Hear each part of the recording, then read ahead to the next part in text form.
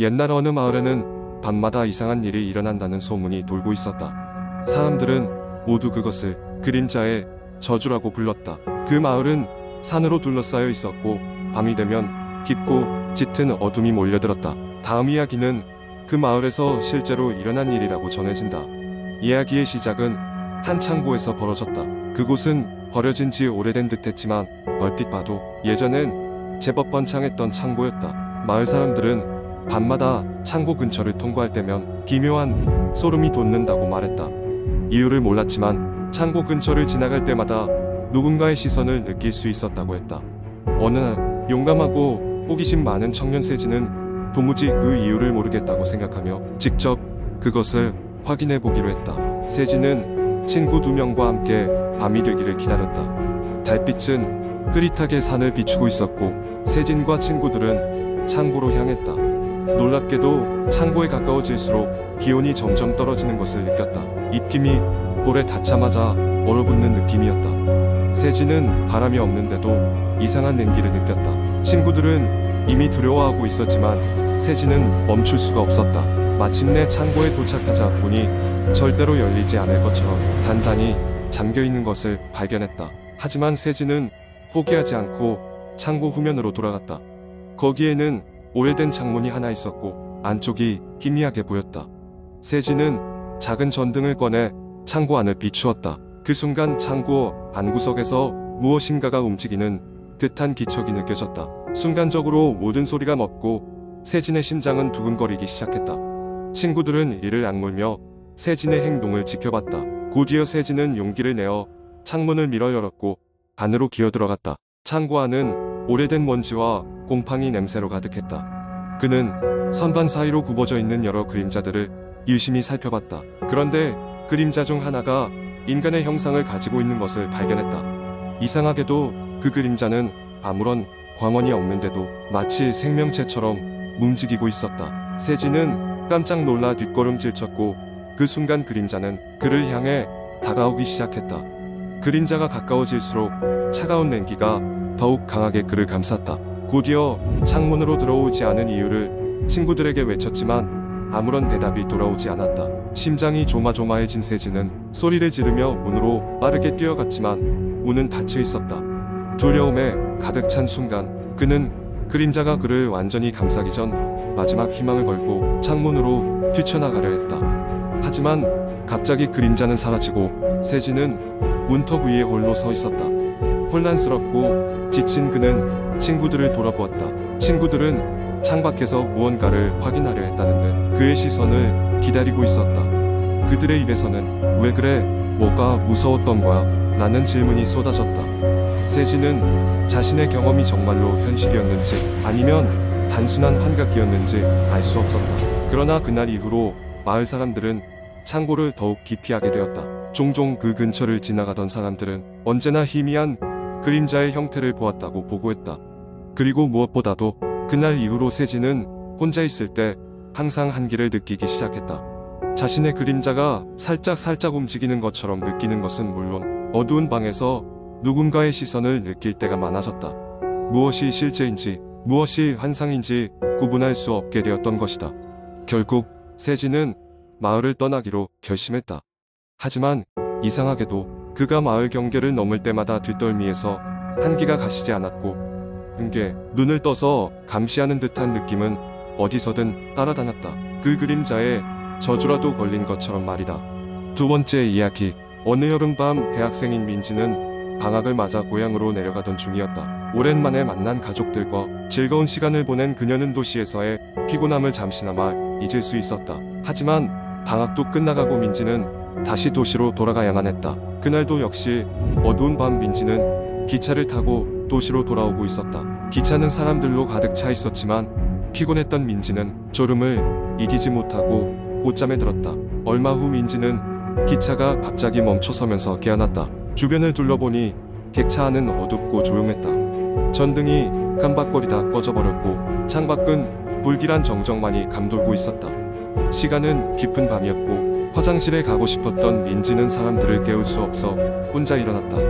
화장실의 위치를 기억하며 조심스럽게 걸어가는데 뭔가 이상한 느낌이 들었다. 기차 안의 공기는 어딘가 이질적이었다. 갑자기 민지의 등 뒤에서 속삭이는 소리가 들려왔다. 혼자 오는 게 아니었는데 찬바람이 전신을 스쳐 지나가며 민지는 동작을 멈췄고 가슴이 콩닥거렸다. 누군가가 장난을 치는 걸까 생각하면서도 그 목소리에는 묘한 위화감이 느껴졌다. 민지는 최대한 빨리 화장실에 도착해 문을 잠갔다. 두근거리는 심장을 진정시키려고 했지만 쉽지 않았다. 조금 진정된 민지는 화장실 문을 열었고 그 순간 앞에 누군가가 서 있는 걸 보고 깜짝 놀랐다. 형체조차 분간할 수 없는 그 그림자는 말없이 민지를 향해 손을 뻗었다.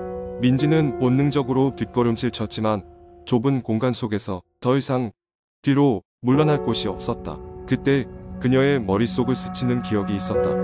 어렸을 적 할머니가 늘 하시던 말씀. 기차에서는 혼자 행동하지 말거라. 기차에는 살아있는 것들만 타는 게 아니란다. 민지는 그 말이 무엇을 의미했는지 이제야 깨달을 수 있었다. 순간 전등이 켜지며 객차가 밝아졌고 민지는 놀란 얼굴로 주변을 둘러보았다. 그녀를 쫓던 그 그림자는 어디에도 없었다. 주변의 승객들은 조용히 잠들어 있었고 기차는 다시 움직이기 시작했다. 민지는 간신히 자리로 돌아와 앉았다. 모든 것이 꿈같이 느껴졌지만 방금 전의 공포는 결코 꿈이 아니었다. 얼마 후 민지는 기차에서 내리며 아직도 떨리는 손을 어쩌지 못하고 있었다. 하지만 그날 이후로 그녀는 기차나 다른 어떤 교통수단을 탈 때 늘 누군가와 함께 움직이려 노력했다. 겉으로 보기에 평범한 일상 속에서도 우리가 알지 못하는 무언가가 존재하고 있을지도 모른다는 생각에 그녀는 언제나 조심할 수밖에 없었다. 이 일이 있은 후 민지는 친구들에게 이 경험을 이야기했지만 대부분의 사람들은 그저 재미있는 공포 이야기에 불과하다고 여겼다. 하지만 민지 자신은 여전히 그날 밤의 경험을 생생하게 기억하며 모든 것이 사실이었다고 믿고 있었다. 그 기차는 단순한 교통수단이 아니라 다른 세계와의 연결점 중 하나였던 게 틀림없었다고. 세 번째 이야기면 변전 여름. 나는 친구들과 함께 어딘가 으슥한 곳을 탐험하는 걸 좋아했다. 폐가는 언제나 우리에게 신비롭고도 두려운 장소였다. 인터넷에서 화제가 된 어느 사진 속 폐가를 보기 전까진 그저 작은 모험으로만 여겼다. 그러나 그 폐가는 달랐다. 마치 우리를 기다리고 있는 듯한 느낌이 들었다. 우린 그날 저녁 도시에 있는 한적한 폐가로 향했다. 해가 지고 어둠이 찾아올 무렵 우린 도착했다. 그곳은 울창한 나무들로 둘러싸여 있어 쉽게 눈에 띄지 않았다. 친구들 중 일부는 발걸음을 돌리고 싶어 했지만 우리의 호기심은 두려움을 이겼다. 첫 발을 내딛었을 때부터 이상한 기운이 감돌았다. 거미줄이 가득한 공간과 금이 간 벽, 그리고 썩어가는 나무 냄새가 우리를 맞이했다. 하지만 그중 가장 나를 소름 끼치게 한 것은 그곳의 고요함이었다. 마치 세상의 소리와 단절된 느낌이었다. 우리는 각자가 휴대폰 손전등을 켜고 조심스럽게 내부를 살폈다. 집은 넓었고 방이 많았다. 몇몇 방은 불에 타는 적이 있었고 다른 방들은 가구가 모두 부서져 있었다.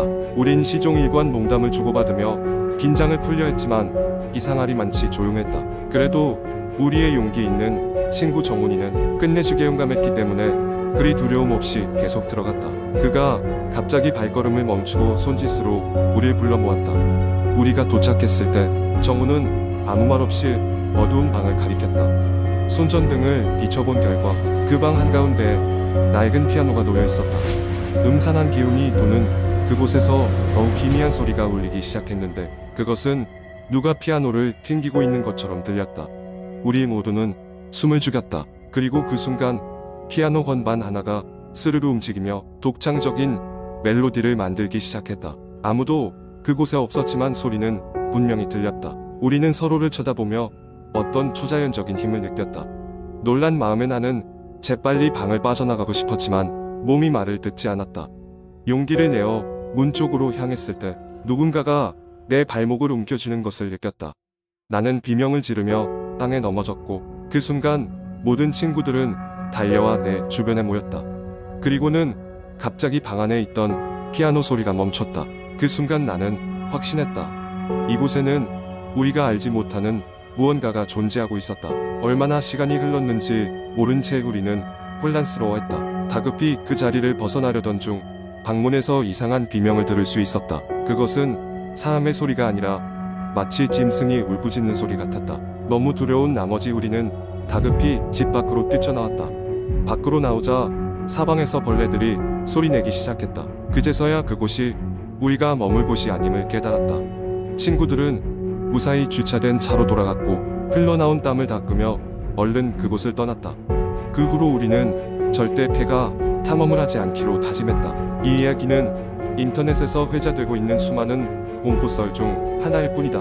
하지만 경험해보지 않고는 그 두려움을 쉽게 이해할 수 없을 것이다. 당신은 과연 이런 탐험에 도전할 수 있을까? 네 번째 이야기. 저는 대학 시절을 서울의 한 오래된 기숙사에서 보냈습니다. 낡고 삐걱거리는 그 건물은 재개발 예정지로 지정된 이후로 점점 더 빈 방이 늘었고 결국 저와 몇몇 학생들만이 남아 생활하고 있었습니다. 그 중에서도 제가 살던 401호는 특히 깊이 되는 방이었습니다. 이유는 알 수 없었지만 이전에 그 방에 살던 학생들이 잇따라 유학이나 자퇴를 했다는 소문이 돌았기 때문입니다. 처음에는 그런 이야기를 대수롭지 않게 여겼습니다.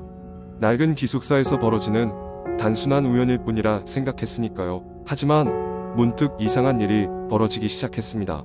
어느 날 밤 깊은 잠에 빠져 있는데 갑자기 쾅 하는 소리에 잠에서 깨어났습니다. 누군가가 복도에서 문을 세게 두드리고 있는 것처럼 들렸습니다. 처음에는 장난이겠거니 하고 넘겼으나 상황은 점점 심각해졌습니다. 며칠 후 불이 꺼져 있던 방에서 이상한 그림자가 보였습니다. 분명히 혼자 있었는데 희미한 전등 불빛 아래에 무언가가 움직이는 걸 본 거죠. 심장이 절렁 내려앉았습니다. 다시 정신을 차리고 보면 아무것도 없었습니다. 혼자서 겁을 내고 있다고 스스로를 달랬지만 그 밤 이후로 불안감은 가라앉지 않았습니다. 며칠 동안 계속해서 누군가가 제 방을 노크하거나 복도에서 움직이는 소리가 들리곤 했습니다. 정신이 나갈 것 같았습니다. 결국 너무 두려워진 저는 같은 건물에 있던 평소 친하게 지내던 친구에게 도움을 청했죠. 그 친구는 종교적인 믿음이 강한 편이었고 무언가 이상한 일이 벌어지고 있다고 생각하면 금세 알 수 있는 사람이라고 했습니다. 친구의 제안으로 우리는 방에 작은 의식을 치렀습니다. 촛불을 켜고 잠시 명상을 하며 마음을 진정시켰습니다. 그런 의식이 끝나고 친구는 갑자기 얼굴이 하얗게 질리더니 곧바로 방을 나가고 싶다고 했습니다. 그 눈빛이 잊혀지질 않습니다. 그는 방을 나가면서 저에게 가능한 한 빨리 이사를 가라고 조언했습니다. 그 방은 뭔가 좋지 않은 기운이 깃들어 있다고 했죠. 하지만 이전 계약 문제로 당장 이사를 갈 수 없었고 결국 몇 주를 그 방에서 더 보냈습니다. 그 기간 동안 이상한 현상은 점점 더 심해졌습니다. 가장 무서웠던 밤은 혼자 잠들어 있을 때였습니다. 갑자기 누구의 목소리인지 모를 속삭임이 들렸기 때문입니다. 너무 놀라서 불을 켜보니 그제야 모든 것이 조용해졌습니다. 이후로는 잠을 잘 수 없었습니다. 낮에도 그 기억이 저를 따라다니며 괴롭혔죠. 결국 버티다 못해 부모님께 사정을 설명하고 급히 학교 근처에 다른 하숙집으로 이사하였습니다. 그 방을 떠난 이후로는 그런 이상한 일들은 일어나지 않았습니다.